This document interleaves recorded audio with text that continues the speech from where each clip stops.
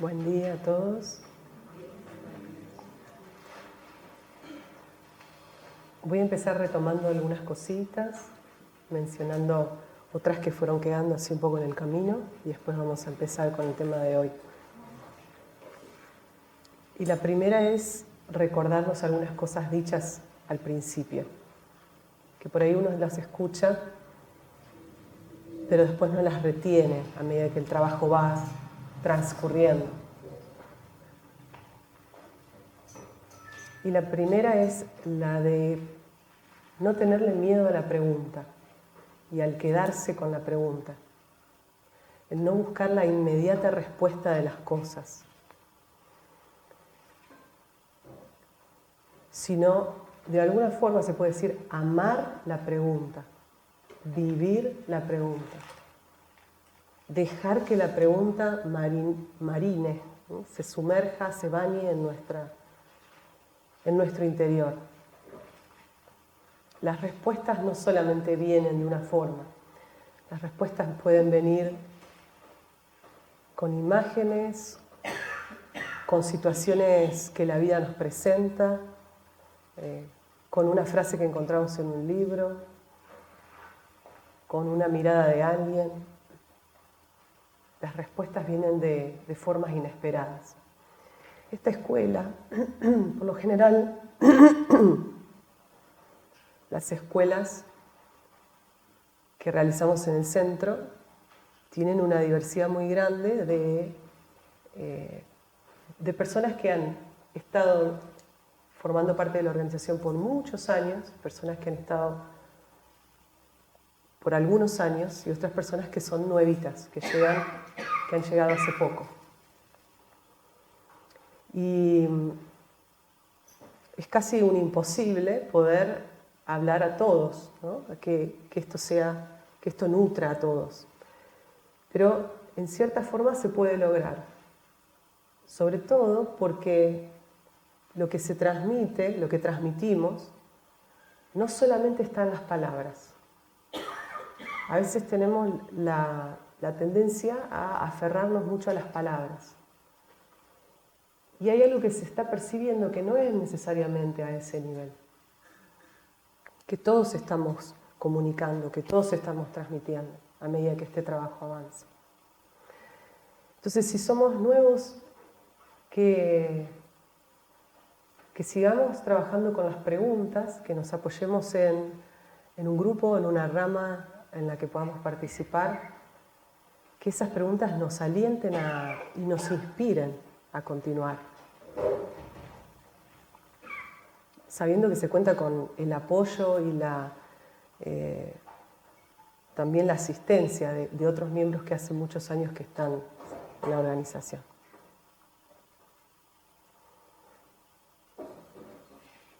En estos días he estado utilizando la palabra Dios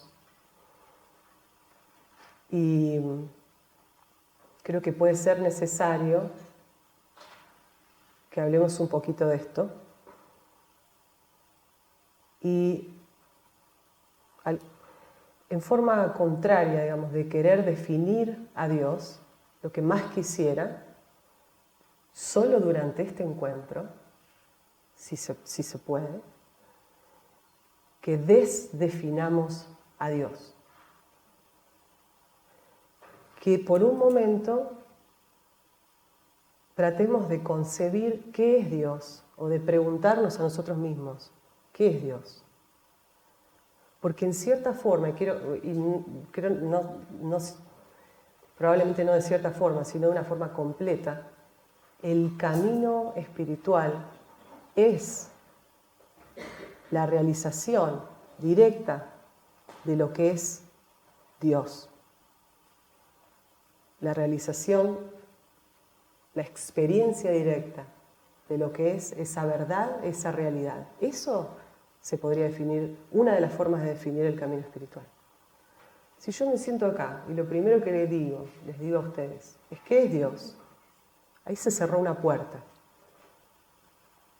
Abrir la puerta es decir, ¿qué es Dios? No sé qué es Dios. Las enseñanzas me dicen que Dios está en todo, que Dios es está dentro mío, que el camino, que la luz que busco, que las respuestas que busco están dentro mío. ¿Qué quiere decir eso? Esa es la invitación de este trabajo. Después uno puede definir a Dios de la forma en que lo inspira más. Y después ir revisando ese concepto de Dios y ver si ese concepto de Dios todavía nos sigue inspirando, si nos sigue alentando a seguir adelante. Cada tradición dio un concepto de Dios. Algunas tradiciones un concepto muy limitado.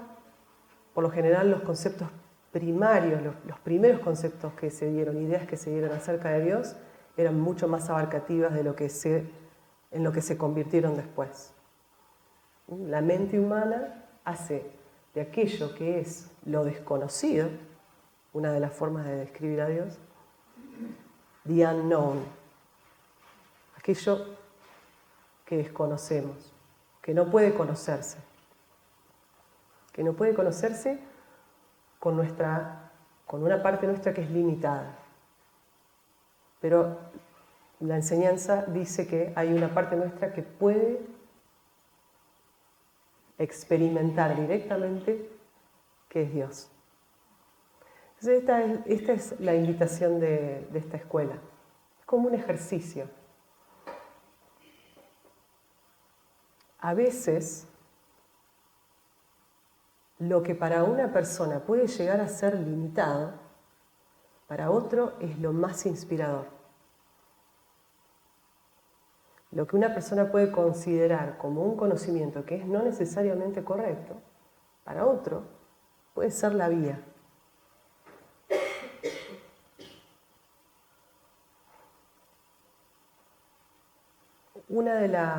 Hoy solamente voy a hablar por 45 minutos, vamos a hacer un break y después una práctica que refleja el camino del conocimiento, el camino del Jnana Yoga. La razón por la cual por las mañanas estamos haciendo una reflexión breve y después una práctica es porque justamente la intención de la escuela es que primero miremos adentro antes de definir algo. Y una vez que nos hemos dado la posibilidad de mirar adentro, que por la tarde se hable. Mauro va a hablar hoy del camino del conocimiento. Y así cada uno de los días. Entonces uno se da la posibilidad de contemplar eso. Yendo puntualmente a algunas de las cosas en las que estuvimos trabajando, porque han surgido preguntas muy buenas. Una de ellas referente al cuadro de los 7 rayos. Muchas de las personas mencionaron que lo más llamativo, significativo del cuadro es encontrarse en las formas de sufrimiento, es encontrarse en las formas en que el camino se nos dificulta.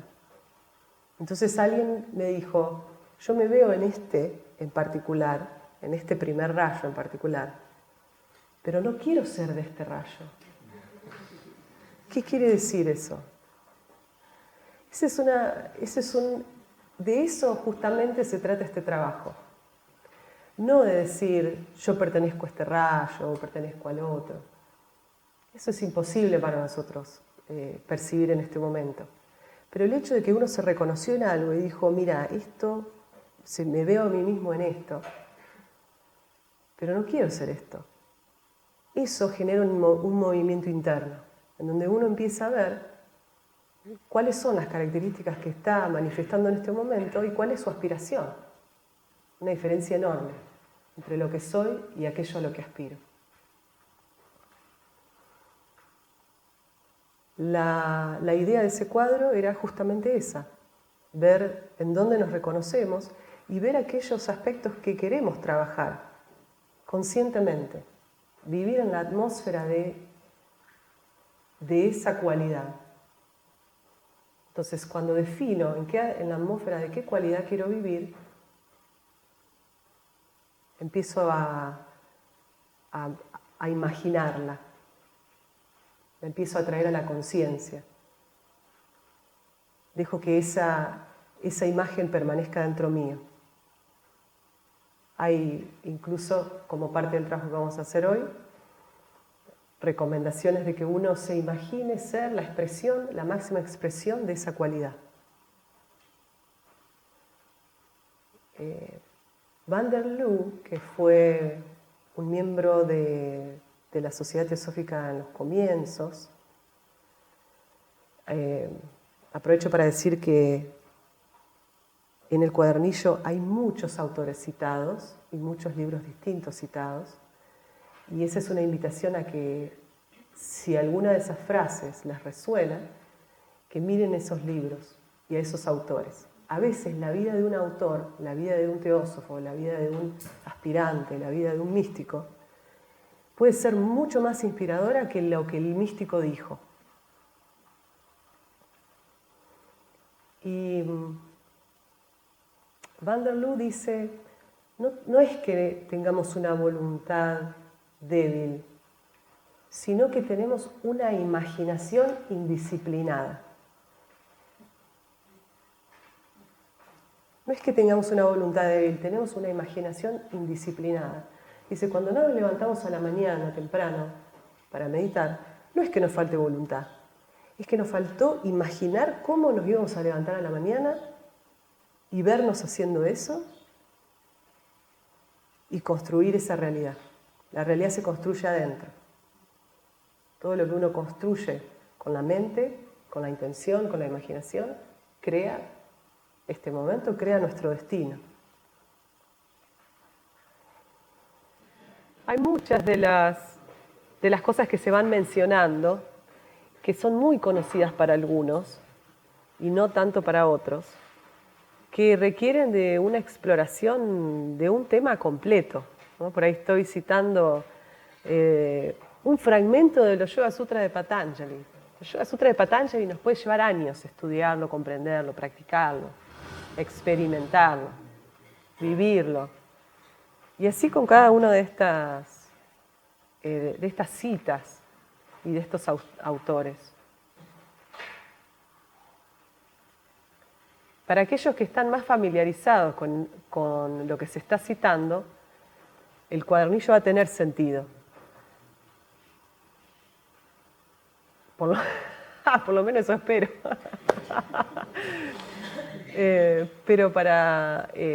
Pero si no estamos familiarizados con los textos, puede que queden cosas no muy claras. Y está bien, eso es parte del proceso. Todos tenemos cosas que no están claras. De hecho, tenemos muy pocas cosas claras. Algo que no se mencionó hasta ahora, creo, quizás, venimos hablando del yoga, de los distintos yogas, y no hemos definido yoga.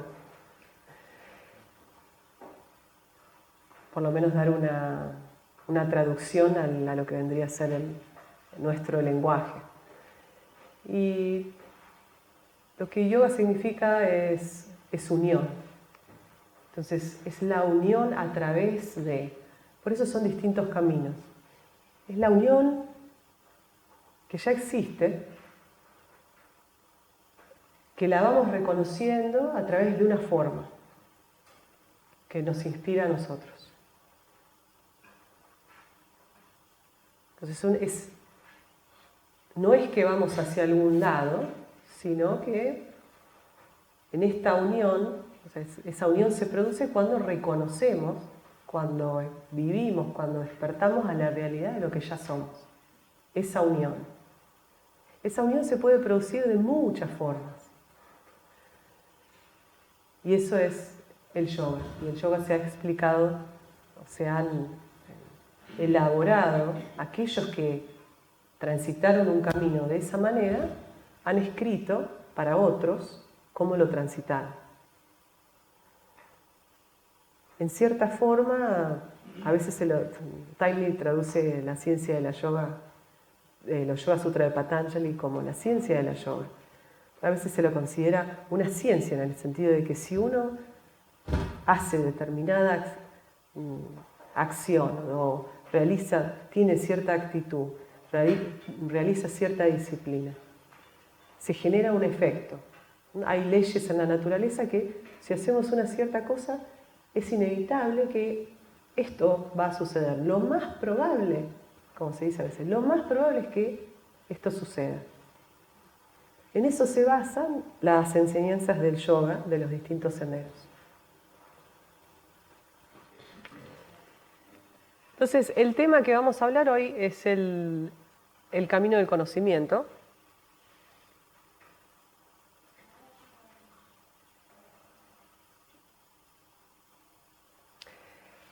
Y para eso voy a mencionar algunas cosas que pueden guiarnos, que por supuesto son mi interpretación y mi entendimiento de cómo se realiza este sendero. La mejor forma de explicar cómo se transita un sendero es teniendo mucha experiencia de cómo se hace. Yo tengo que confesar que en este sendero no es mi fuerte, este sendero no es mi fuerte, pero a través de los años he tratado de comprender porque la fundadora de nuestra organización, de la Sociedad Teosófica, presentó en su tratado, en la doctrina secreta, una forma muy específica de transitar el Jnana Yoga. Es conocido para todos nosotros esa forma de desarrollo interno.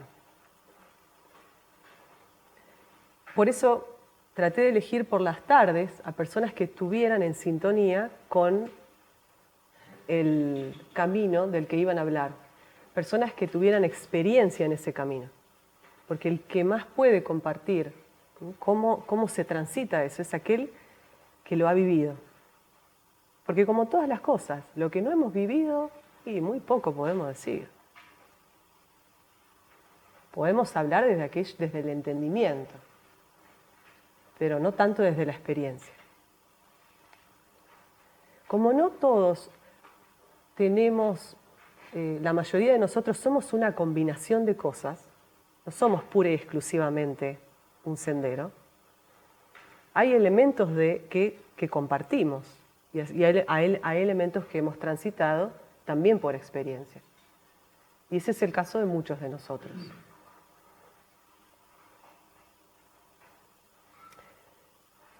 Meister Eckhart, que fue considerado un teósofo, creo que hay muchos más teósofos actualmente que simplemente porque no escriben o no son famosos, no se los conoce, pero el mundo está plagado de teósofos, en el sentido más amplio de la palabra teosofía, sabiduría divina. Ese conocimiento de las edades que está por debajo de las cáscaras más culturales, entendimientos más concretos de las tradiciones, hay una verdad fundamental. Y Meister Eckhart, desde la tradición cristiana, tuvo una visión, una experiencia de la teosofía. Una de las cosas que él dice es que no hay nada más desconocido para el alma que ella misma. No hay nada más desconocido para el alma que ella misma.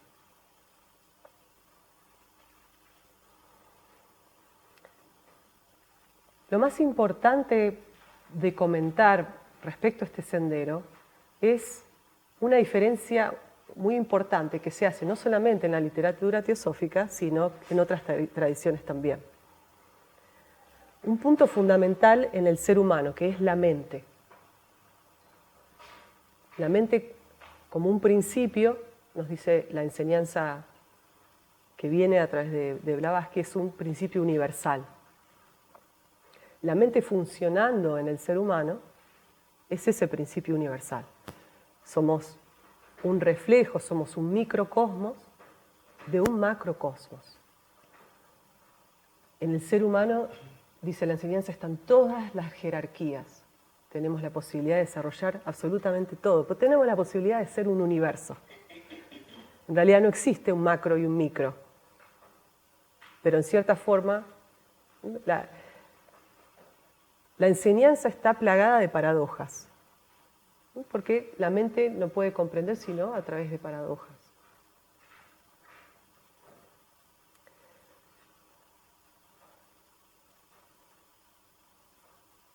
Entonces, la mente, como diría Joy Mills, una miembro muy respetada en Estados Unidos, la mente es una.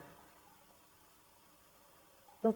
A veces en la enseñanza se la presenta como una mente superior y una mente inferior. Pero la mente es una.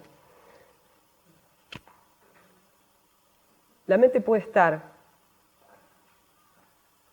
externalizada, identificada con lo que siente y con lo que percibe, pero cuando deja, ¿no? Si la mente deja de identificarse con los sentidos y la experiencia física, puede tener la posibilidad de ser influenciada por nuestra naturaleza espiritual. En la teosofía esto se ve como la intuición espiritual, Buddhi, muchas definiciones para Buddhi. Aquello que trasciende nuestra naturaleza humana, personal, separada. También, ¿no?, de forma muy general se puede llamar el aspecto más divino, más cercano que tenemos a la divinidad. Ese aspecto cercano entre comillas,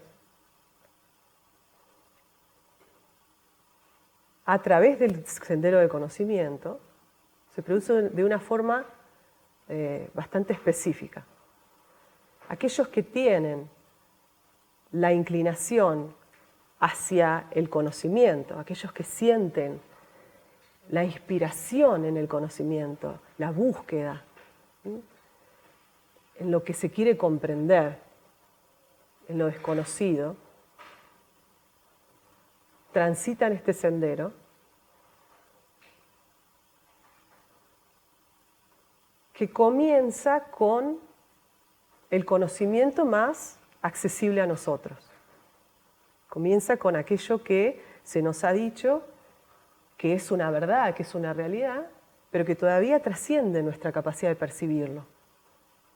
Entonces, la exposición repetida a la enseñanza, la exposición repetida a un conocimiento que no es propio, pero que es respetado como una verdad o un posible señalamiento hacia la verdad, ese intento va generando en nosotros una capacidad eventualmente de percibir una realidad que está más allá de ese conocimiento. El proceso específicamente se puede hacer a través de una lectura.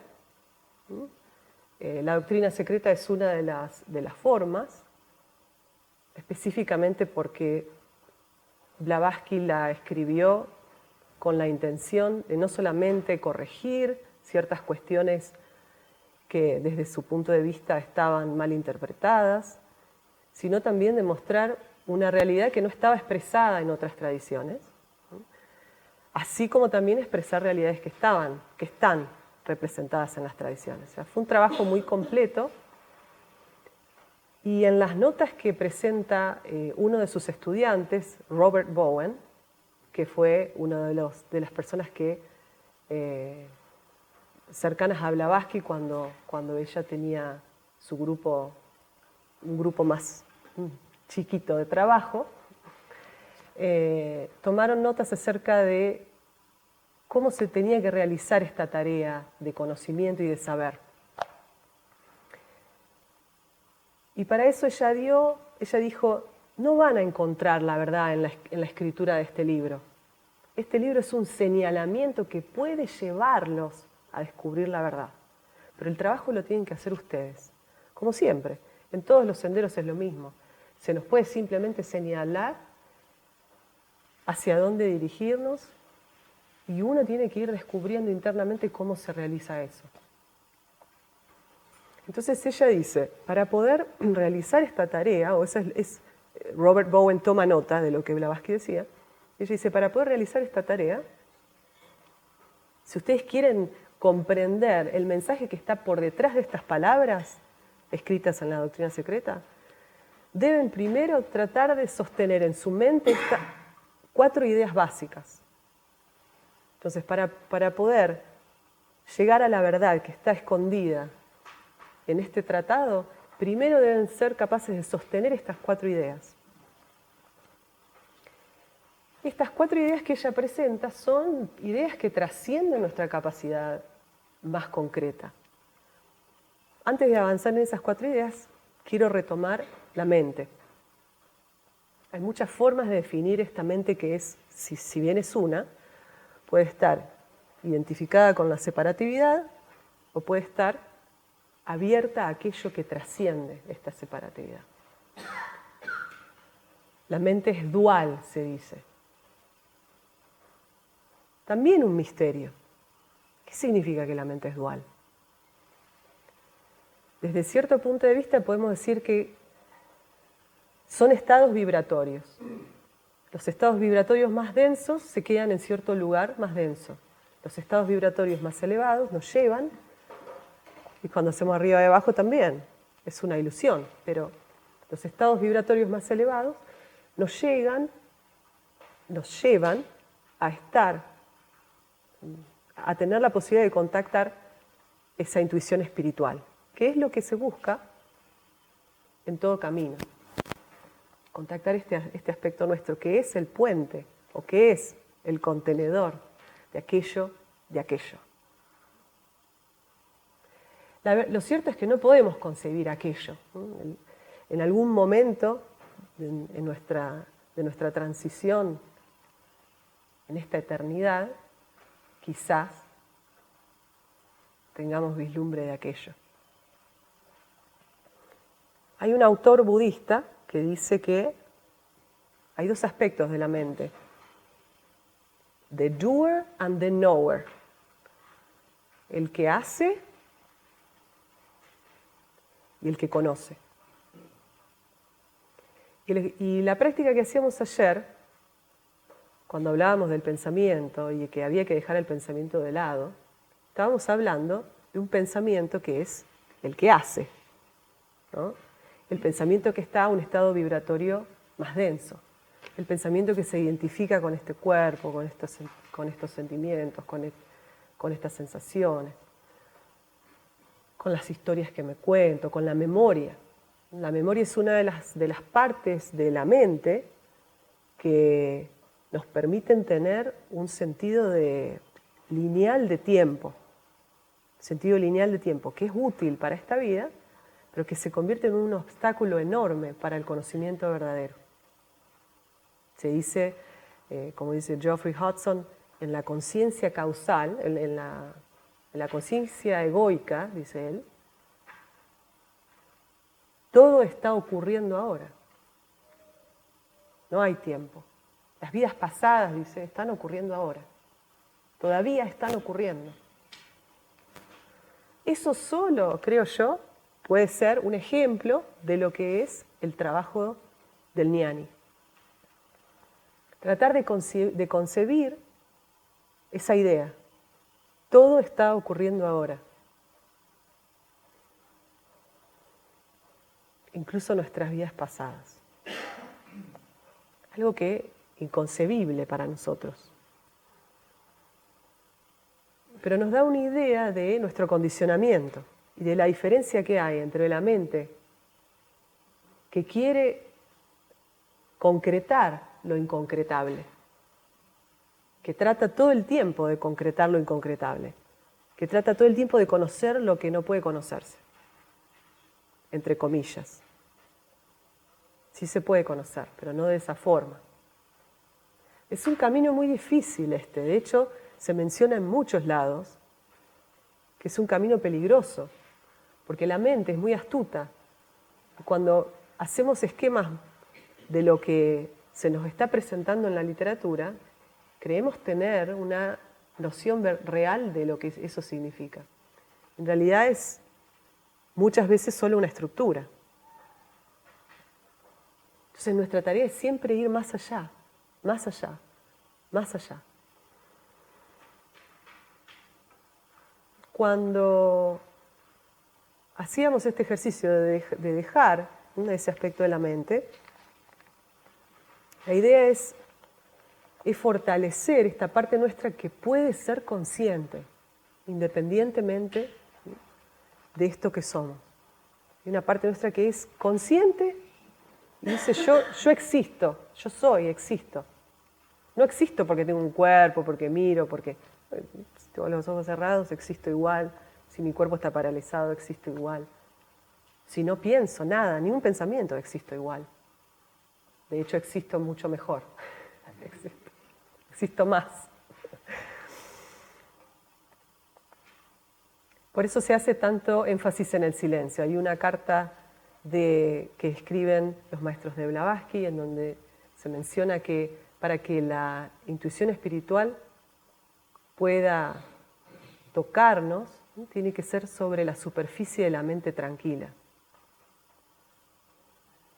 Que el esfuerzo, o sea que primero se realiza un esfuerzo entre comillas. Esto en realidad no es tanto un esfuerzo, sino un deleite.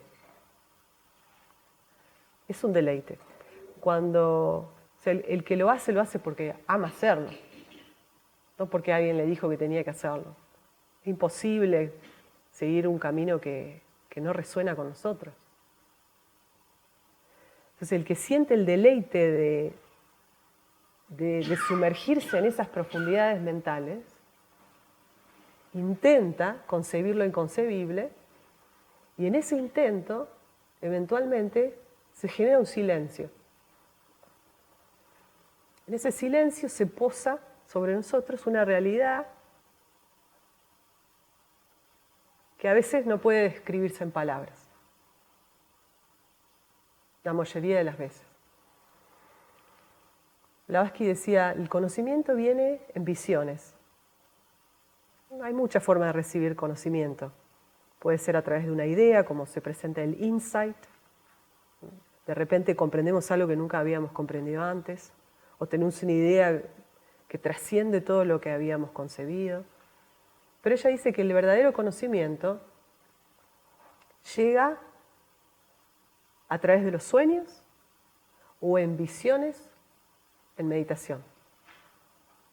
Ella dice, así se me fue enseñado todo lo que escribí. Por lo menos es lo que ella escribe. Entonces creo que para todos los senderos tiene que haber una confianza plena de que la respuesta está en nosotros.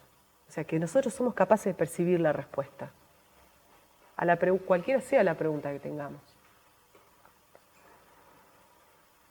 Que lo que está afuera es simplemente un señalamiento. Lo que está afuera no es la respuesta, o no es la verdad. Sino que la verdad es una experiencia que excede toda capacidad de concebir.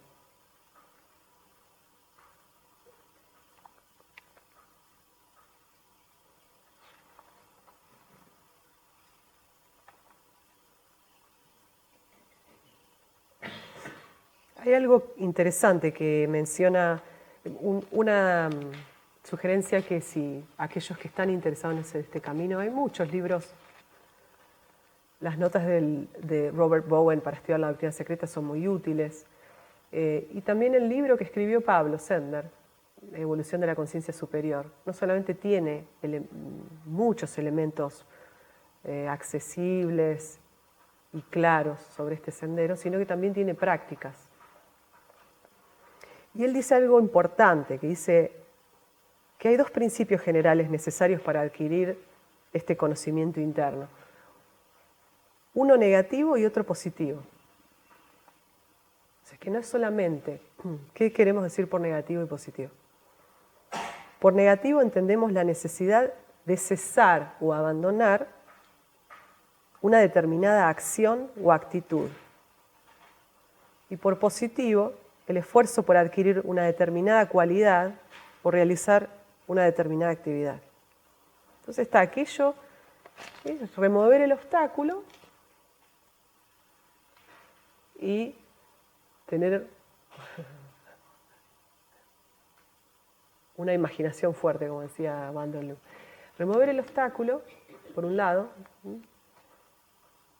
reconocer aquello que no soy, que es una tarea de momento a momento, sumamente importante en todos los senderos, reconocer que no soy. Y después seguir aquello que me va mostrando que sí soy, o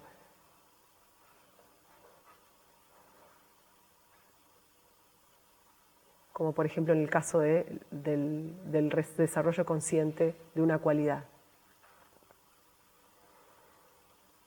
O de, como decía recién, la exploración de aquello que trasciende mi capacidad de comprensión. Entonces ese sería el trabajo negativo y el trabajo positivo. Eso es cierto en todos los senderos, lo único que cambia es el objeto. Cuando llegamos a la parte meditativa, el esfuerzo inicial es igual para todos. El desarrollo de la conciencia presente es fundamental para todos los senderos. Una vez que estamos ahí, el objeto de meditación es lo que cambia.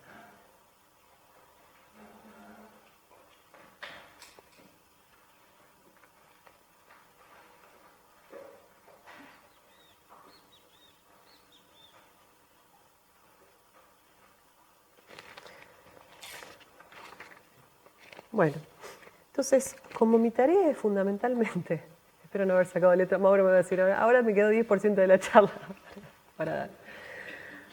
Mi tarea es fundamentalmente cómo hacer este trabajo desde adentro hacia afuera.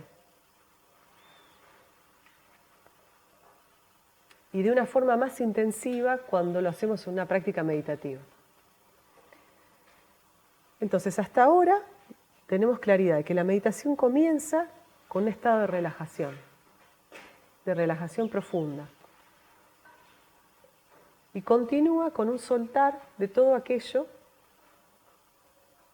que para mí tiene que ver con el pasado, o sea, que relaciono con la experiencia vivida, lo que creo ser. Dejar eso a un lado por el momento en que voy a hacer la meditación. Y después, el tercer paso es generar este sentido de ser consciente de este momento. Eso es fundamental en los 3 senderos, en los 4, en los 7, en todos. Por lo menos en lo que he visto hasta ahora. Entonces después lo que cambia es el objeto de concentración. Una vez que estamos presentes, aquello que amamos, aquello que nos deleita, que nos llama, que nos inspira, va a ser el objeto de meditación. En el caso del camino del conocimiento, puede ser una virtud, ¿no? El que uno elija una palabra que sea una virtud o una cualidad, que uno pueda ir reconociendo y explorando. Por lo general esto puede ser difícil para algunas personas. A veces la cualidad no es muy inspiradora. Y trabajar alrededor de esa cualidad puede que no sea algo que nos resulte sencillo. Lo menciono porque es una de las formas. La que vamos a utilizar hoy, si bien diría que la expresión máxima de esto sería el diagrama de meditación de HPB, pero como vamos a dejar eso para el final, porque en realidad toca mucho de las formas, ¿no? Es un poco el objetivo último, vamos a hacer esa meditación al final. Quisiera que hoy nos centráramos en una meditación en donde tratemos de concebir algo que va más allá de la concepción conceptual, concreta, de una idea. Entonces, que el intento sea, en ese silencio interno, de posarnos en una idea que es paradójica para la mente. Entonces, ver sobre todo cómo uno se siente en ese ejercicio. Porque el trabajo de esta escuela es reconocer qué nos llama. Ravi Ravindra dice algo muy bello. Él dice, lo que buscamos no es lo que conocemos. Lo que buscamos es aquello que nos conoce.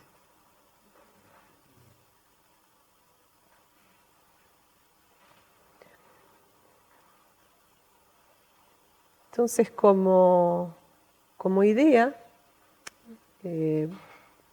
vamos a trabajar con la cuarta idea que propone HPB para el estudio de la doctrina secreta, que es un axioma hermético, un poco paradójico, y bueno, lo vamos a ir, yo voy a ir guiando como para que podamos hacer todos la misma práctica. Si necesitan primero levantarse, estirarse, moverse un poco, siempre sirve. Porque han estado sentados un poquito.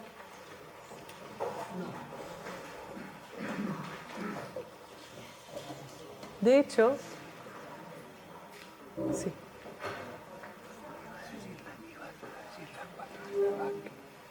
Ay, gracias. Gracias.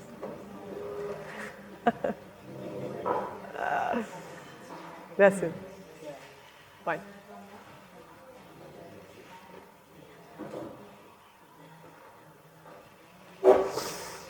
Bueno, un poco, algunas respiraciones profundas. Lo cierto es que idealmente, si uno pudiera descargar energía antes de hacer una meditación, es lo ideal. Caminar, una práctica de tai chi, yoga, algo que mueva la energía física. Entonces, cuando la energía física se desgasta, uno está muy tranquilo. Entonces, la mente se vuelve más, nuestra capacidad de ser conscientes se vuelve más aguda. Muchas veces cuando paro estoy traduciendo del inglés al español en mi cabeza. Créase o no.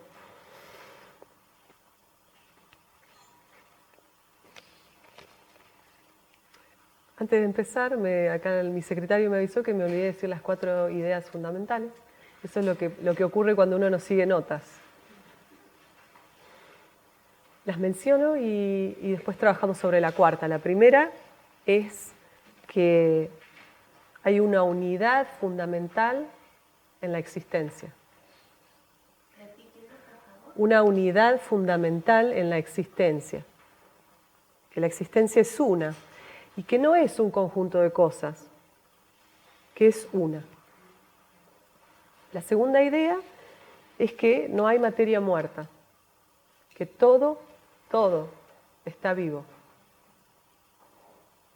Incluso el ejercicio ¿no? De tratar de concebir eso en este momento, que todo, absolutamente todo está vivo.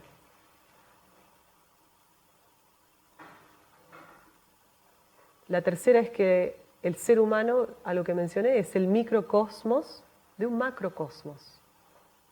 Esa imagen y semejanza de Dios, como se dice. Pero ella dice, no hay ni macro ni micro.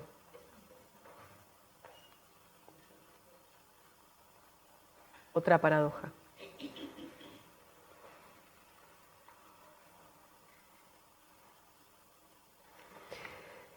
Y la última es con la que vamos a trabajar, que prefiero mencionarla en la práctica. Así que bueno, vamos a sentarnos cómodamente, sin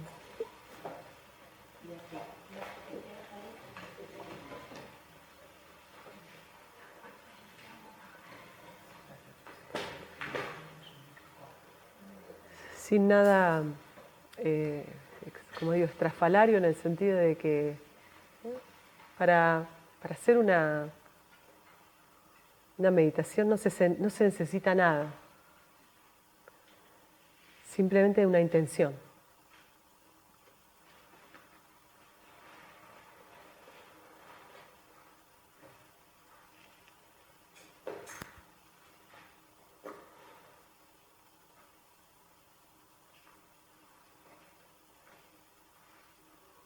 Entonces vamos a empezar por hacer que la respiración se vuelva un poquito más profunda.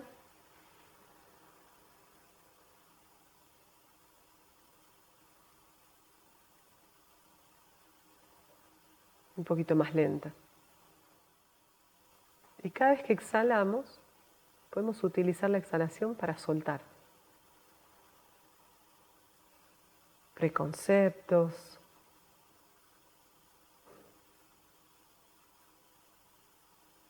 ideas de mí mismo, expectativas, creencias,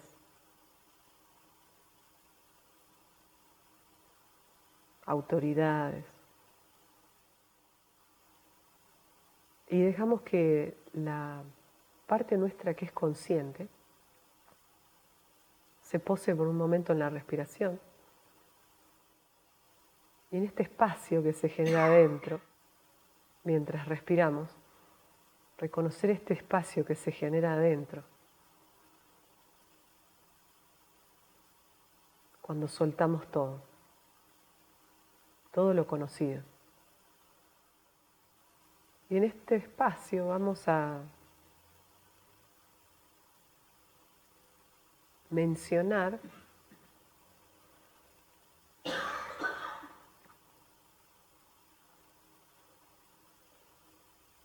una serie de palabras que son símbolos de una verdad. La tarea es escucharla, sostenerla en la mente, y tratar de concebirla. Como es lo interno, es lo externo.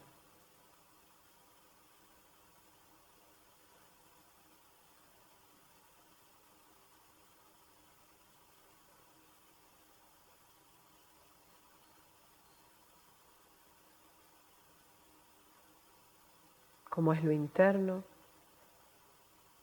es lo externo.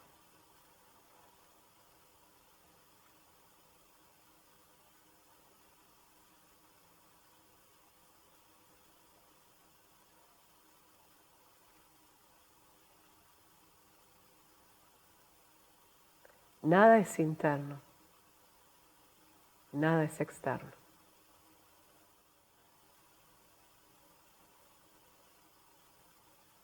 Como es lo grande, es lo pequeño.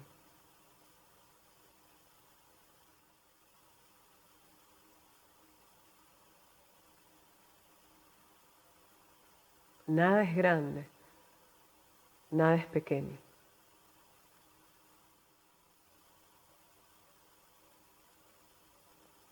Como es arriba, es abajo.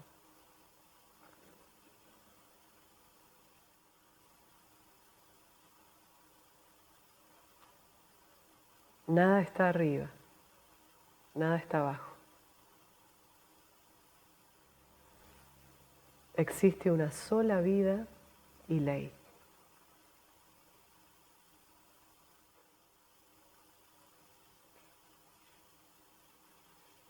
Y ahora permanecemos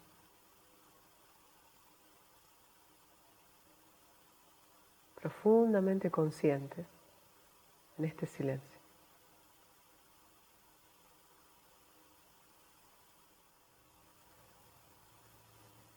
Lentamente vamos sintiendo el movimiento de la respiración, la sensación del cuerpo, la planta de los pies. Y lentamente vamos abriendo los ojos.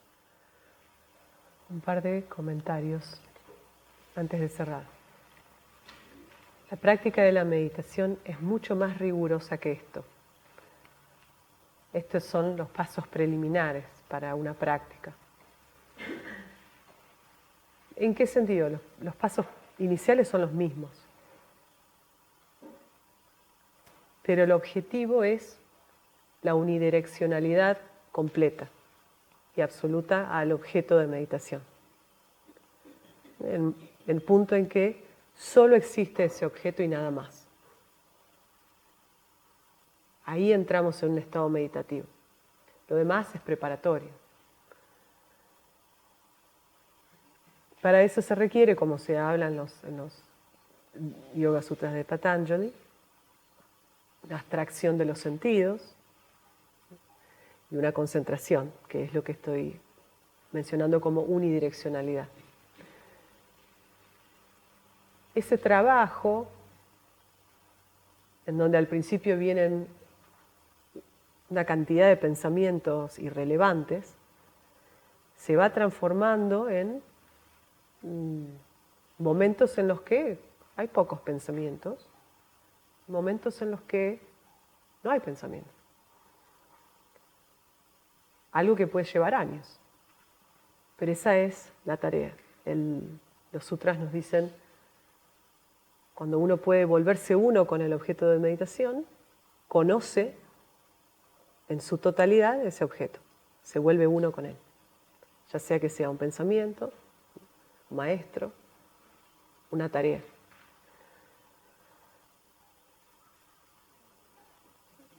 Entonces es algo que requiere continuidad, disciplina en el sentido de que tiene que realizarse diariamente y que también es un trabajo vibratorio. Una forma en la que se lo explica a veces el proceso de meditación es que cada vez que hay silencio interno, cada vez que hay presencia de este momento, se produce una vibración distinta y el objeto de meditación atrae una vibración más elevada. Si esa vibración se mantiene, las vibraciones más densas se caen.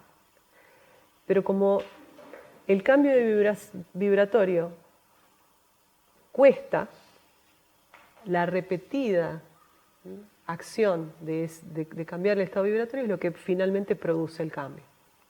Entonces es como algo que uno tiene que soltar, pero que está bien agarrado.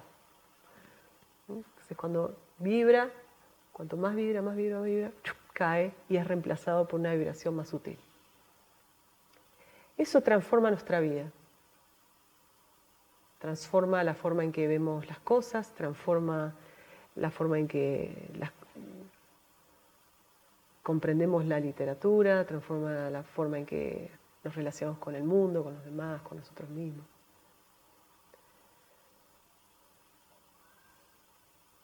Hay muchas maneras de hacer una práctica del camino del conocimiento. Esta es una sencilla. Y si hay más interés, les decía, el libro de Evolución de la Conciencia Superior es una buena forma, un buen acercamiento. Sí. ¿Qué hago cuando lo que me preocupa proviene de mis pensamientos y eso no me permite entrar en ese estado de meditación que sea mi voluntad, mi percepción, el tiempo, todo te pongo a eso, servicio de la meditación, pero me invaden esos pensamientos. Sí. Sí. Sí. Repito la pregunta. ¿Qué hacemos cuando intentamos hacer una meditación? Tenemos pensamientos que surgen de la preocupación de algo. Esa es la experiencia de todos. De una forma u otra, en menor o mayor medida, todos experimentamos eso. Ya sea que los pensamientos sean de preocupación, o de expectativas, o de cómo algo me afecta. Eso tiene que ver con un hábito que vamos creando momento a momento. La meditación, como decía, creo que el lunes, es un momento en donde tratamos de hacer algo más intensivamente, pero que en realidad lo que se está tratando de hacer en la meditación es algo que uno debe intentar de vivirlo. Entonces, si nosotros nos sentamos a hacer una práctica en donde intentamos de ser conscientes y estar despiertos, y después durante el día cultivo una cantidad muy grande de pensamientos, o cultivo ese hábito de alimentar un cierto tipo de pensamiento, eso es una energía que se crea y que solo se va a disolver cuando dejemos de darle energía. Entonces el trabajo, y por supuesto esto siempre es desde mi entendimiento y experiencia, que es siempre limitada. El trabajo es observar durante el día qué tipo de pensamientos estamos cultivando. Si los pensamientos son autorreferenciales, si los pensamientos son respecto a mí y a lo que me pasa y a lo que quiero, y a lo que espero y a lo que... personales a veces se dice, observar de dónde vienen, observar de dónde surgen y decir, ah, qué interesante. Por ejemplo, en la meditación es muy sencillo, o es más sencillo hacer eso. Cuando uno está tratando de centrarse en el objeto de meditación, aparece el pensamiento. Si notan qué tipo de pensamiento aparece, son casi siempre del mismo tipo. Porque tienen que ver con la historia que nosotros nos estamos contando constantemente, esa historia creada interna. Por eso el momento de meditación es tan importante para el autoconocimiento. Porque lo que surge ahí, ¿no?, es un hábito y es el obstáculo. Entonces lo único que podemos hacer es ser consciente de lo que surge y soltarlo.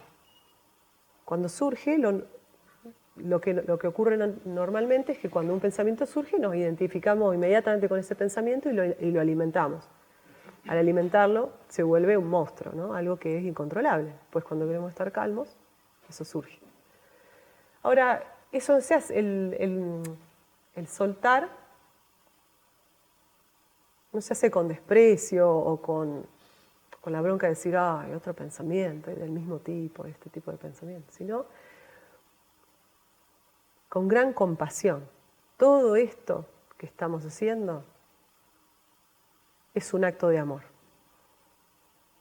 hacia la vida que está animándonos. Y hacia este ser que está pasando por esta experiencia.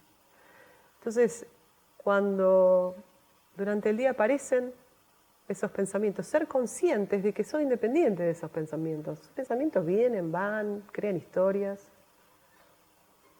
Y y por lo general crean historias,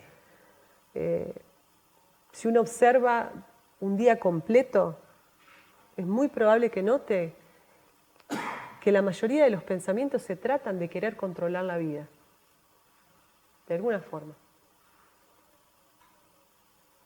Y que la vida no necesita ser controlada. La vida sabe muy bien dónde nos va llevando. Que ese control es lo único que se interpone entre nosotros y el camino correcto.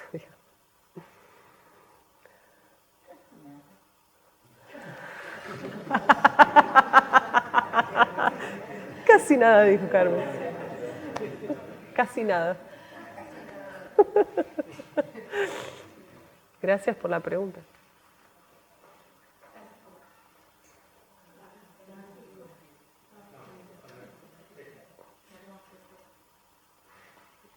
César, sí.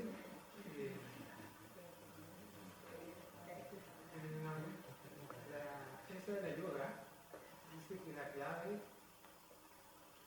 es permanecer con el objeto, porque la mente es intermitente, una mente va de un pensamiento a otro, hasta que comienzas a permanecer.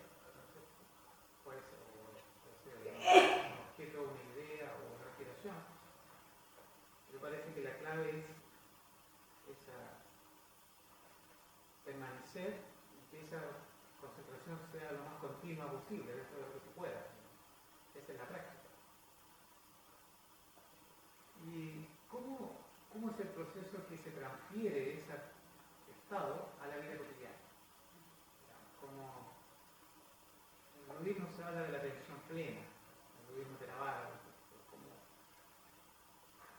porque muchas veces concentrarse en algo, cuando uno se sienta, es un poco más, no que sea fácil, pero es más fácil que después encarar la vida externa y transferir ese estado a la vida externa es más complicado. ¿Cómo es ese proceso, digamos? ¿Cómo ese estado de concentración o de atención se va gestando dentro de uno? Porque es diferente cuando uno va a trabajar, ¿cierto? Tiene que interactuar con otras personas que son en otros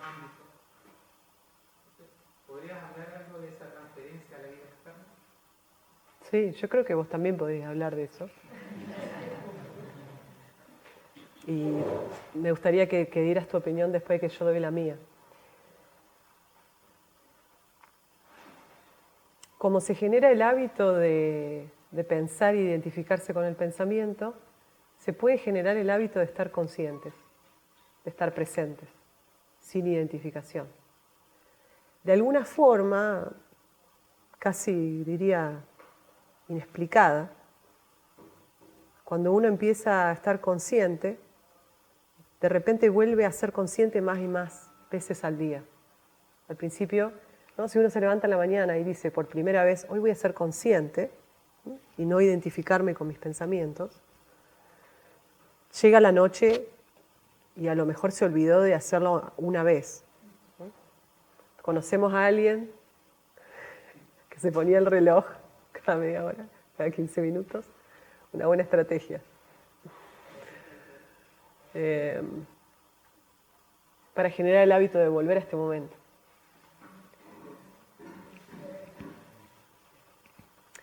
Esa percepción se vuelve más despierta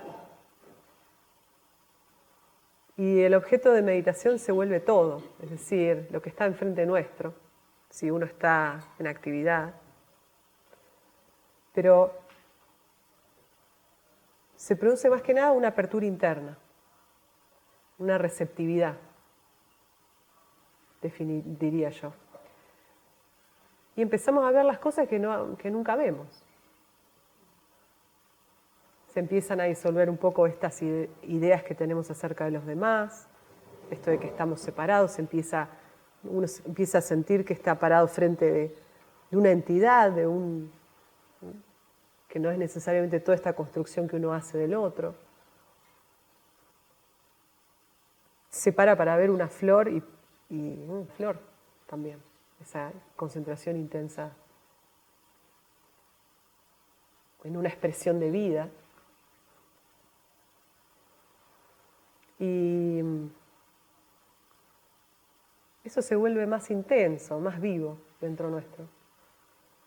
Creo que lo que más trae es eso, es la percepción de aquello que es un ver nuevo, es la percepción de algo que siempre estuvo ahí pero nunca se había visto. Y cuanto más lo buscamos, cuanto más buscamos esa presencia o ver desde esa presencia, más vemos. Y más se van cayendo los obstáculos que interrumpían esa visión clara. Pero lo más importante es quererlo, con todo nuestro ser. En todas las tradiciones, los que se iluminaron fueron los que quisieron con todo su ser, lo único que quisieron fue eso, lo que haya sido. El maestro, Dios, la verdad, el conocimiento, quererlo con todo el ser, nuestro único propósito, unidireccionalidad. Y así hay casos de personas que, bueno, seguramente tenían un camino ya transitado, ¿no? Pero el tiempo es relativo. ¿Qué más dirías, César? Es muy complicado.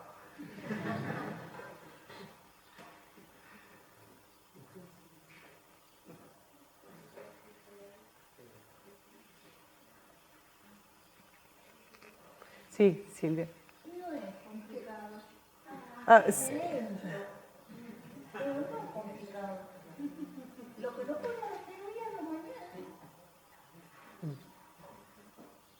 Yo quería transmitir algo que me enseñó un teósofo, que lo conocerán, en una visita a Buenos Aires, me vio alterada por la presencia de la señora Brava leyéndola, y esa noche me dijo, vamos a charlar. El señor Puig fue un gran trabajador teosófico, pero además él en Cuba tenía cargos muy importantes de administración del Estado, tenía títulos universitarios, y esa es un área muy material, necesito también me movía.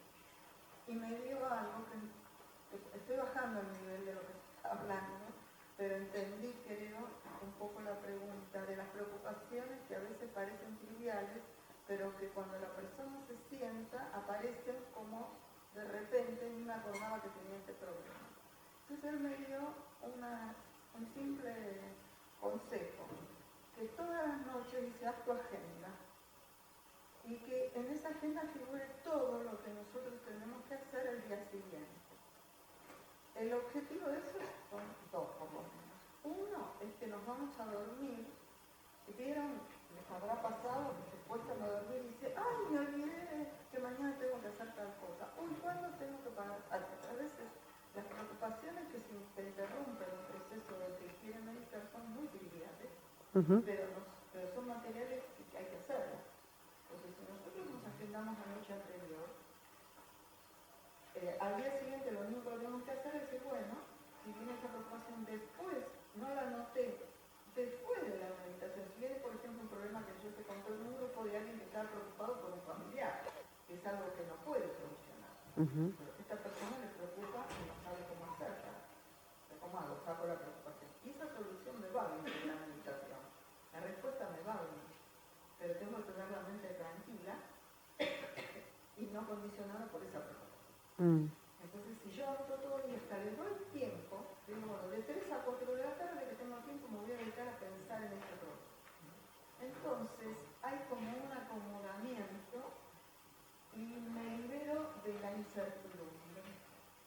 Entonces, esto, ahora lo seguimos considerando principiante porque las preocupaciones van a seguir apareciendo si tenemos una vida activa, agendar. Todos los días, hasta lo que pensamos que es abstracto, darle un lugar del tiempo. Y entonces probemos si a la mañana o a la hora que respiramos, y por eso me pareció muy importante que nos repitiéramos esta idea de que la mañana puede ser para nosotros un lugar de descubrimiento del amanecer, como pasó hoy acá, o puede ser un lugar de levantarme y tengo que hacer. ¿No? En vez de tengo que hacer, puedo ver. ¿No? Esto de levantarme y ver cómo es la mañana, cada uno de los de vida, ¿no? Aunque tenga una ventanilla chiquita, si amaneció con sol. Ese espacio de ver, pero de ver para afuera, ¿no?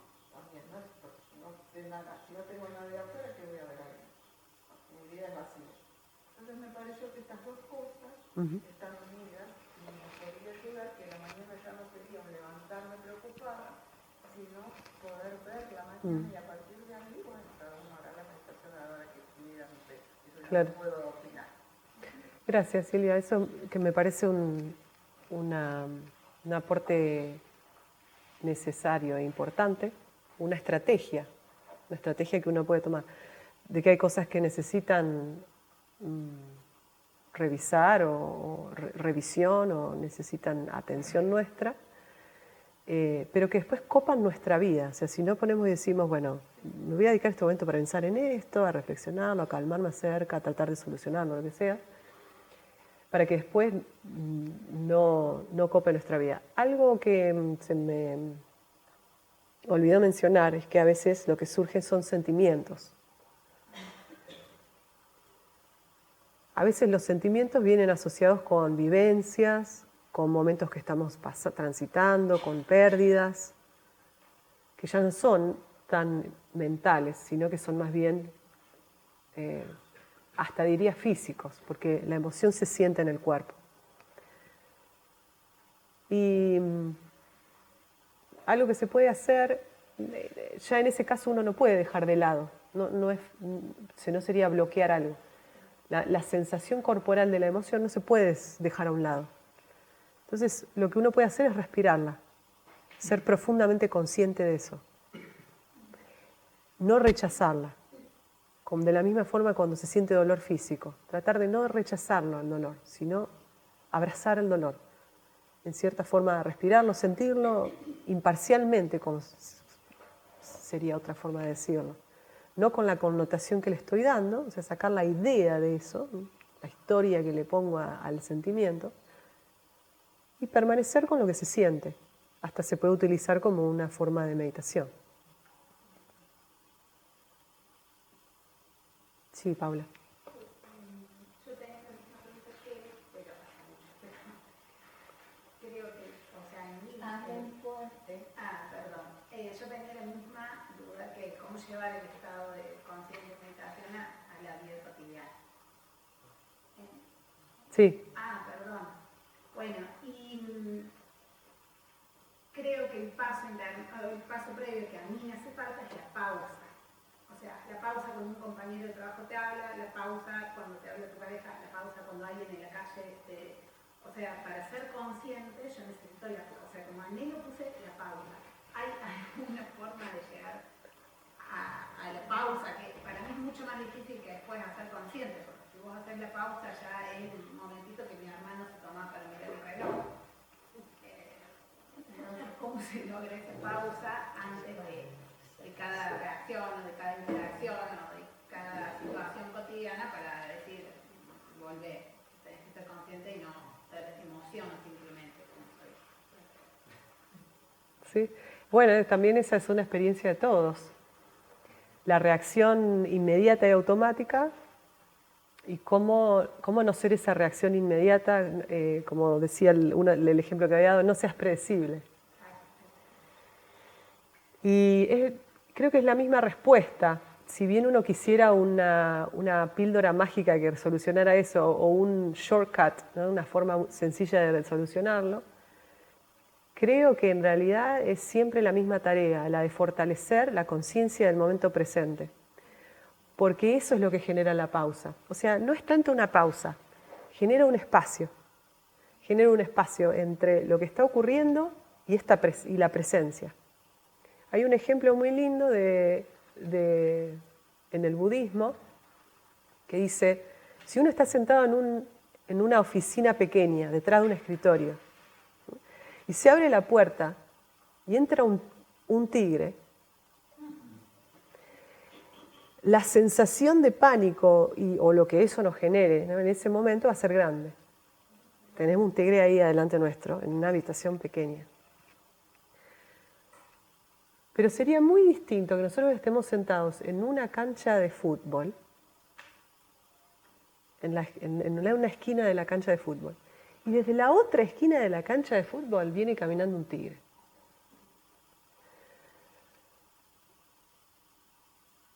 Hasta puedo generar cierta curiosidad acerca de, mira, un tigre. ¿Sí? Claro, empieza a surgir la pregunta, ¿tendrá hambre? ¿O estará paseando?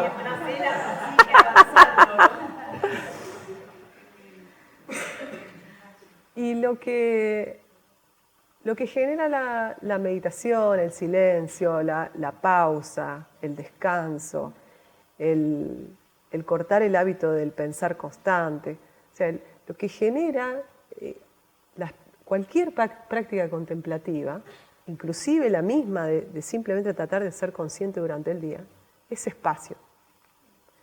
Entonces, entre la reacción y la acción, o sea, entre el pensamiento que surge y la reacción hay un espacio enorme, ya sea o digamos, ese espacio empieza a incrementarse. Entonces, por ahí uno ve la reacción interna, pero ya en esa pausa, déjame mirar esto por un segundo, en esa pausa es como que se pierde la fortaleza. Pierde la fortaleza. Eventualmente la reacción desaparece. De algunas cosas, de las cosas en las que estamos menos arraigados, eventualmente, con el paso de los años, las reacciones directamente nos surgen. Eventualmente ninguna reacción surgirá.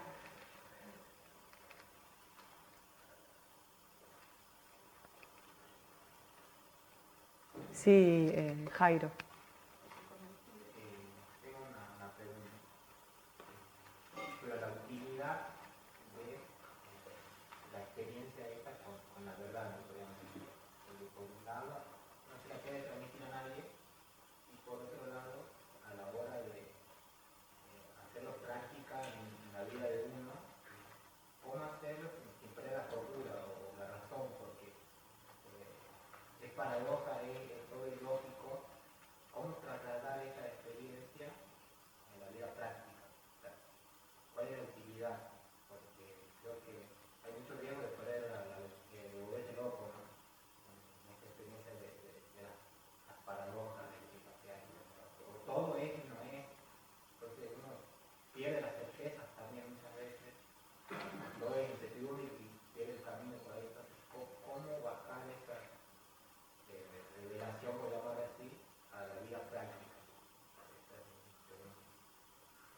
Una muy buena pregunta.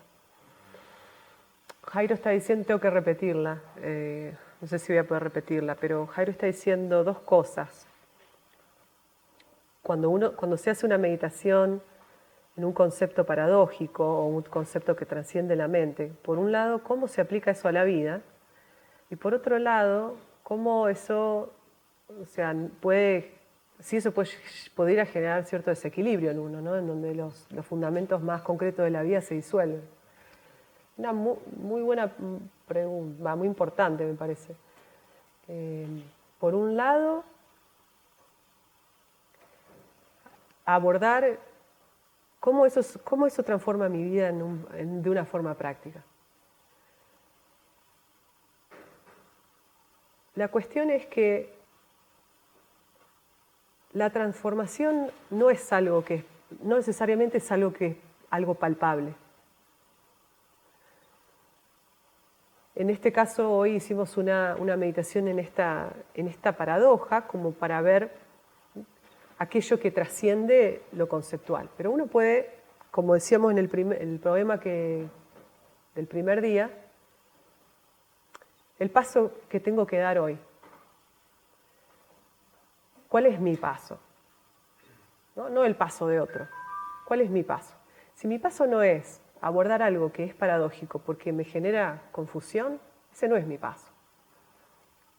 Quizás mi paso sea tratar de centrarme en una cualidad que pueda modificar mi vida y transformar mi vida. Nos convertimos en aquello en lo que pensamos, en aquello que imaginamos. Entonces, uno puede utilizar la imaginación para la autotransformación. En el ejercicio de tratar de percibir algo que trasciende, se va sutilizando nuestra forma de percibir la vida, sea que lo percibamos o no. De la misma forma que cuando hacemos una práctica contemplativa, nuestra vida se va sutilizando, muy lentamente. Pero pasan 20 años y miramos atrás y decimos, sí, se ha ido transformando. Si tuvimos un poquito de suerte. Y el otro aspecto es, creo que respondí los dos. ¿Sí? ¿Alguien más quiere hacer un comentario acerca de eso? Parecería como que se va muriendo una parte nuestra, ¿no? Sin darnos cuenta. Y vamos empezando a vivir desde otra parte nuestra también, paulatinamente. Entonces, si es paulatino, no hay peligro. No hay peligro de que pase algo malo, porque se va naturalmente construyendo un nuevo ser, que ya está ahí, pero que va apareciendo, ¿no? Y paulatinamente parecería que el otro va dejando que el otro aparezca. En realidad es un solo ser, pero no hay peligro si eso se hace paulatino. Me parece que en este ejercicio que plantea Juliana, se va construyendo ese nuevo ser al mismo tiempo que va muriendo el otro, ¿no? La otra es estar loco de antes. ¿Cómo? Y la otra opción es estar loco de antes y entonces ya no te puedo volver. Sí. Quizá la base sea el mismo tema del control, que no termino de perder el control. El desequilibrio tiene que ver con querer controlar. No poder hacer algo, no poder entender algo, es no poder controlarlo. Entonces el miedo básico es a perder el control y a dejar que la vida fluya y se quede. Patricio y César. Creo que Jairo ha hecho una pregunta muy interesante, Jairo, y adhiero totalmente de la respuesta de Leandro. Muy interesante tu pregunta, Jairo, muy interesante. Pato. Sí, muy loco, pero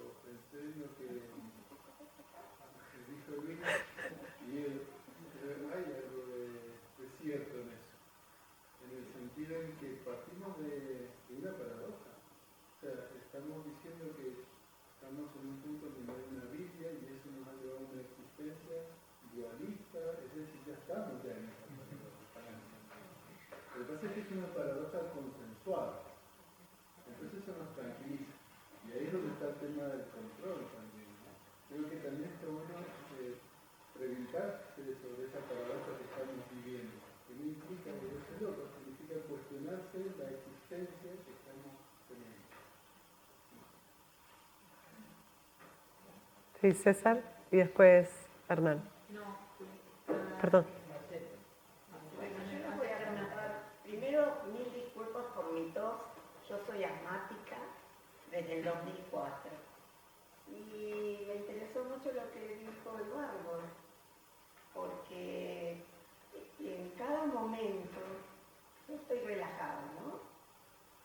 Y me pasa continuamente cuando hago meditación. Entonces, estoy muy relajada y ahí aparece lo oscuro que es la enfermedad. Y empiezo a ahogarme. ¿Qué hago? Me concentro en la respiración. Entonces, hago el control, como dice Eduardo, controlar la respiración. Es muy difícil vivir con esta enfermedad. Y entonces, ¿qué hago? Dejo esa situación que se vaya. Va a volver otra vez, otro momento sin, por ahí puede rápido, por ahí. Pero yo creo que ese es el tema. A ver, estoy comparando que puede ser una enfermedad como puede ser un pensamiento, claro, que te venga en la mente, y es una forma de poder soltar. Claro, de soltar. Gracias. César y Hernán. Sí, me recuerdo de una historia de una multimontable. Entre la gente que lo iba a ver en sus conferencias apareció una señora que le dijo, tengo un problema. Le dijo directamente a él, yo quiero venir a ver tus conferencias, pero tengo que cuidar a mi mamá. Entonces mi mamá le dijo, cuide a su mamá, no venga a ver las conferencias. Entonces ella dijo, pero yo quiero ver sus conferencias. Entonces venga a ver las conferencias.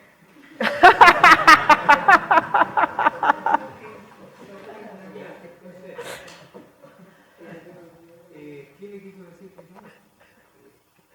Sobre el hecho, tomar una decisión. Que definiera y ese es el problema, que uno tiene problemas concretos, no abstractos. Uno tiene problemas, temores, deseos, que están vinculados con su vida cotidiana. Y esos problemas, o esos retos no resueltos, se acumulan. Se acumulan porque son cosas que uno no ha respondido, que van pasando los años, y uno no ha respondido, y el reto permanece ahí, y eso se transforma en ansiedad, se transforma en un problema psicológico. Y después queremos tapar ese problema con abstracción. Y ahí a lo mejor uno se puede, porque se alejó tanto el hecho concreto de su problema con su mamá, con su papá, con su familia, con su pareja, con el dinero, con lo que sea. Se alejó tanto del hecho y ocupó tantos conceptos para alejarse del hecho que después a lo mejor se puede confundir con tantos conceptos, con tantos estudios intelectuales. Entonces, quizás uno tiene que no está mal eso del concepto, porque la filosofía se transmite a través de conceptos, es la forma en que la mente se va desarrollando. Pero también uno puede perder contacto con el hecho de la realidad, con su propio problema. Entonces, pasan los años, cuando ya uno entra a cierta edad, ya tiene muchos temas no resueltos, que ha dejado ahí, y eso se expresa como ansiedad. Y después cuando uno quiere meditar, no puede meditar. Porque hay muchas cosas que no resolvió, que no enfrentó. O como dijo que no le dio un corte. Claro. Una decisión. Sí. Independiente si es correcta o incorrecta. Sí. Como Arjuna, a actuar. Actuar. Krishnamurti solía decir de que para que algo nuevo pueda surgir, algo viejo tiene que morir. Entonces, La madre en este caso.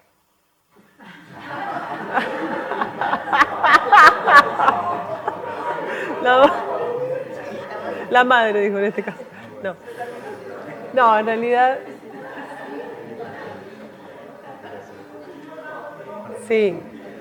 Una cosita antes de pasar a Hernán. Que ya se hizo mención varias veces de las preocupaciones, de los problemas, de las cosas no resueltas y de la ansiedad que eso genera, que también es colectiva, no es solamente individual. Y está habiendo cada vez más una ansiedad colectiva. Muchas personas sufriendo de estrés, ansiedad, depresión. Eso nos impacta a todos. Personas que nunca sintieron ansiedad de repente están sintiendo ansiedad. La ansiedad está en el aire. Entonces la forma de contrarrestar eso es buscar la pausa, buscar el silencio, buscar la paz. Que a veces es detenerse o centrarse en el pensamiento eterno o hacer la oración. Por eso en las distintas tradiciones se realiza este recuerdo constante.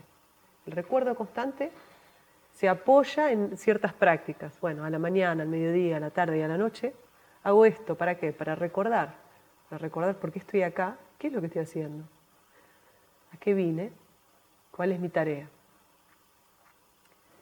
Desde un cierto de vista muy práctico. Desde otro punto de vista, el recuerdo es el recuerdo constante de una presencia que está siempre viva en nosotros. Hernán y después Sergio. Hay algo particular que pasa cuando uno empieza a indagar, a buscar y a meter nuevas informaciones.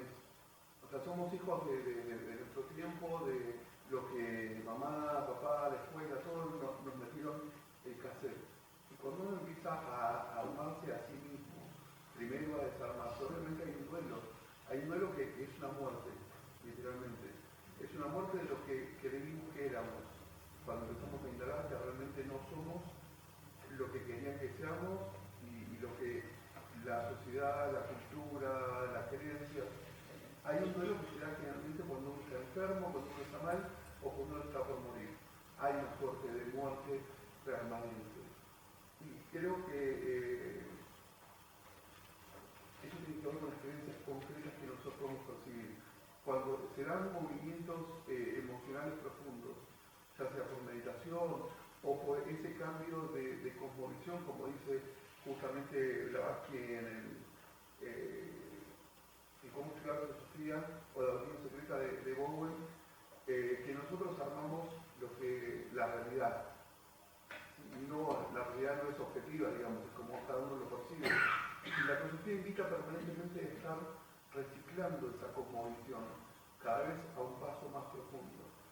Y eso genera una disociación de lo concreto. Y uno se vuelve un poco un extraterrestre en la Tierra. Se genera una suerte de desequilibrio que se equilibra permanentemente. Eso genera permanentemente un estado de no ansiedad. Si uno se toma muy en serio ese estado, sí se puede volver loco. Y de hecho, hay una disociación muy grande. El punto es que uno se da cuenta de cómo está atado por las ideas. En un momento hay que soltar realmente y empezar a llenarse de esos símbolos, de esas otras energías, o sea, dejar de estar anclado en el cuaternario, la personalidad, en la creencia de los demás que aceptamos, para empezar a llenarnos de la no forma, de esa vacuidad, de ese vacío. Cuando eso pasa, hay un montón de uno se ve a sí mismo como diciendo, ¿en serio venías tolerando durante tanto tiempo? Un día frenás y genera un estado de duelo, porque uno está acostumbrado a que el dulce, el hecho de la pizza, te genera placer y ahí voy a buscar placer, pero un día no te generó más placer, porque estás cambiando y genera un terreno medio particular. Las emociones no saben cómo conectar de vuelta, estimular de la misma forma. Hay como un estado de vacío, pero si uno realmente, me parece a mí, va entendiendo, va entre todos, acompañándonos, y por ejemplo en las reuniones de logia hay otra presencia, la meditación genera otro estado, uno va reciclándose. Sí, esa última parte de la que hablaste de que estamos acompañados también, ¿no? Que en el sendero, en este camino, en el camino que elijamos individualmente, colectivamente estamos todos transitando, y eso se siente distinto, pese a que este trabajo es nuestro. Como se dice en algunas tradiciones, es entre uno y Dios, es entre uno y la divinidad, es entre uno y la realidad. Pero estamos acompañados. Creo que Sergio quería decir algo y cerraríamos porque ya estamos en horario.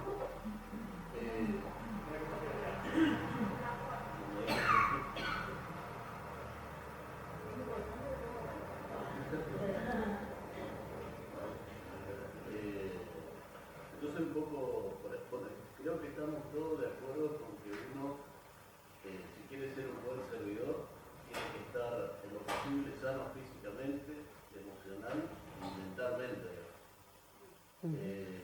Y sabemos que la meditación es un elemento importante, digamos, para esas cuestiones. El tema es que muchas veces hay buenas prácticas, yo siempre separo, que hay buenas prácticas meditativas, regulares prácticas meditativas y malas prácticas meditativas.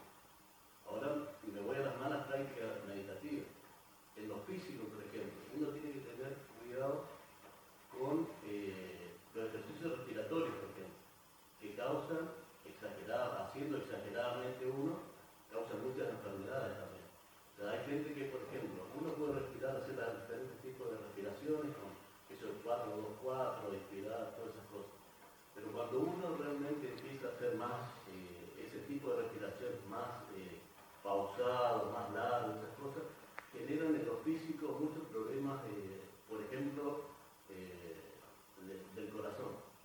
Generan también cuestiones neurológicas, digamos. Y también pensaba en lo que decía Cádico, que eso puede llevar también a cuestiones de locura, por decirlo así. En lo emocional, generalmente, una de las cosas que pasa es que muchas veces no estamos usando emocionalmente. Y meditamos y trabajamos una idea, y al trabajar esa idea, hay veces que no avanzamos, digamos, y queremos haber sanado esa idea o esa cosa que nos afectaba. Y muchas veces necesitamos ayuda profesional para eso también. O sea, una de las cosas que siempre hablamos es que en el momento en que tenemos algún problema emocional, por decirlo así, creemos que ya tenemos todas las respuestas. Claro. La falta de humildad que tenemos siempre por ahí en la filosofía, sí. Muchos teólogos podríamos decir. Y tenemos que recurrir a la mano profesional, un psicólogo, psiquiatra, lo que sea. Sí. Porque ellos trabajan profesionalmente sobre cuestiones emocionales y cuestiones mentales, digamos, de la mente propia. Ese yo siempre digo es el lado oscuro de la meditación. O sea, por eso hay que ver qué tipo de prácticas vamos a hacer y si hacemos buenas prácticas, hacerlas, digamos, con alguien, en principio con una guía. O sea, cuando uno se lanza en la meditación, una de las cosas que decimos, esto es fácil, o por ahí no puedo, lo que sea, y uno toma un camino, un rumbo que muchas veces nos lleva al lado oscuro de la meditación, por decirlo así. Uno, si lee la historia de muchos yogis, lo que sea, algunos son oscuros, digamos, y otros también, por decirlo así, son buenos, por decirlo, hacen buenas prácticas. No sé si me explico bien, digamos, o sea, sí. Cuando estamos en la meditación sí. tenemos que tener eso en cuenta. No, o sea, hacer la meditación sin miedo, pero sí teniendo en cuenta ¿en qué nos puede afectar en lo otro? Sí, 2 puntos fundamentales, Sergio, gracias. Uno, que no todas las prácticas son iguales. Las prácticas que vamos a hacer, que se recomiendan en la sociedad teosófica, en los escritos teosóficos, las prácticas que vamos a hacer en esta escuela, son safe. ¿Cómo se dice safe? No tienen riesgo. Son sin riesgo. ¿Por qué? Porque estamos tratando de desarrollar nuestra capacidad de estar presentes. Y luego sí, invocamos la presencia de algo, pero de una forma muy suave, de una forma muy gradual, como decía Leandro. No estamos forzando nada, no estamos forzando la respiración, no estamos forzando una postura, no estamos forzando la mente. Todo esto requiere discernimiento y el apoyo de otros que tengan más experiencia que uno. Cuando uno siente una presión en el cuerpo que es extraña, bueno, a ver qué pasó acá. O cuando siente que a lo mejor la meditación de uno está creando confusión. Bueno, a ver, parame un poquito. ¿Por qué esto me está generando confusión? Quizás no sea mi práctica. Entonces, bueno, interiorizarse mucho acerca de la meditación o trabajar con alguien que tenga más experiencia en eso. Y el otro punto fundamental de que creemos que porque estamos interesados en la vida espiritual no tenemos ni problemas psicológicos, ni neurológicos, ni físicos. Y la humildad es un aspecto fundamental del camino, que de hecho todo esto que nosotros creemos estar haciendo, no lo estamos haciendo nosotros. Lo único que estamos haciendo es tratando de remover los obstáculos. Lo demás es hecho por nosotros.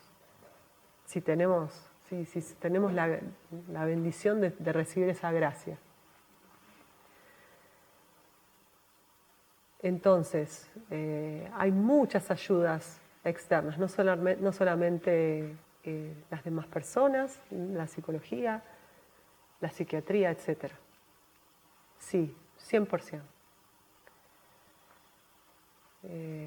Y bueno, creo que por hoy vamos a cerrar y podemos continuar a la tarde. Gracias.